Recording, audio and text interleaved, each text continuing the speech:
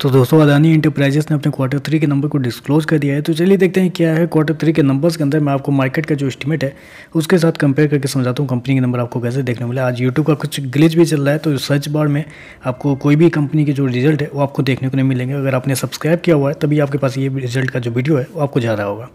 चलिए नंबर देख लेते हैं। डाटाबेस के लिए कोर्स में पिछले क्वार्टर में कंपनी ने 22,517 करोड़ के आसपास का रेवेन्यू जनरेट किया था। पिछले साल 26,612 करोड़।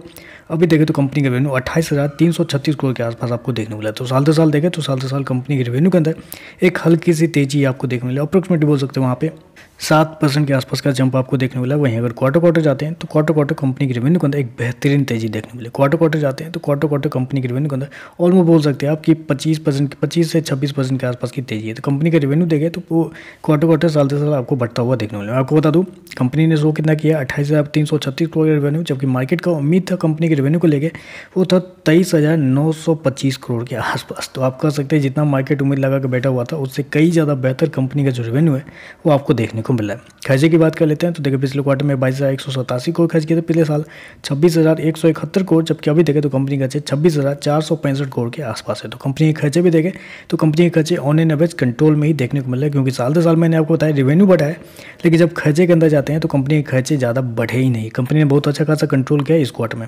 चलिए कंपनी का नेट प्रॉफिट क्या निकलता है वो देख लेते हैं। पिछले क्वार्टर में 333 करोड़ का प्रॉफिट था। पिछले साल 740 करोड़ के आसपास।